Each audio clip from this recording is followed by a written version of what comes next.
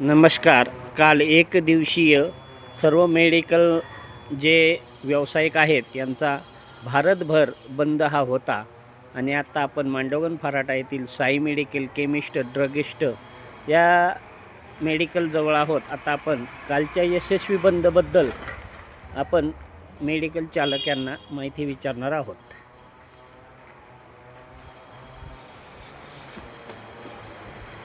नमस्कार. नमस्कार. कालचा आपला बंद हा जो होता तो कशा पद्धतीने यशस्वी झाला की काय, त्याबाबत काय अडचणी आल्या आपल्याला? नाही, काल जो बंद होता हं. तो ऑल इंडिया केमिस्ट असोसिएशनने ठेवला होता. 20 मे रोजी हा बंद झाला आणि हा ग्रामीण भागातून 100% यशस्वी झाला. मागण्या काय होत्या आपल्या?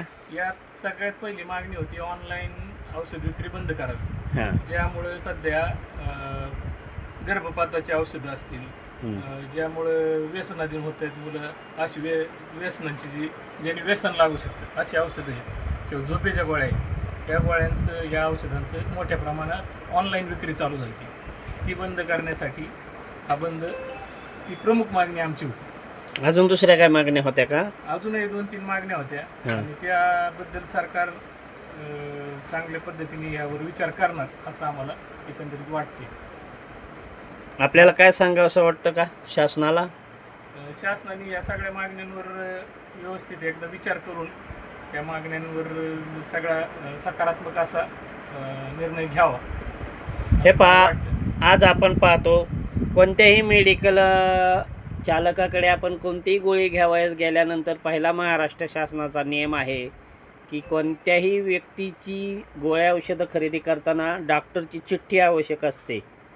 हा नियम जर स्थानिक मेडिकल चालकांना आहे, तोच नियम हा ऑनलाईन घरोघरी जाऊन औषधं विक्री करतात यांना शासनाकडून खरंच लावला जातो का? हा पेशंट रुग्ण हितार्थ हा सर्वात महत्त्वाचा प्रश्न आहे.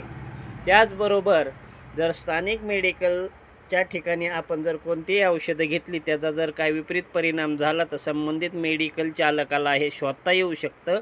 परंतु ऑनलाईनवाल्यांना आपण कुठं शोधणार?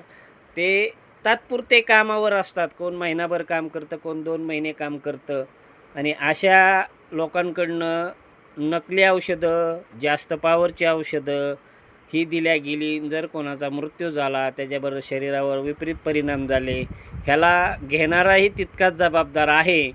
तरी ग्राहकांच्या वतीने आम्ही असे सुचवत आहोत की जे ऑनलाईन औषध खरेदी करतात त्यांनी आपल्या जवळच्या मेडिकलच्या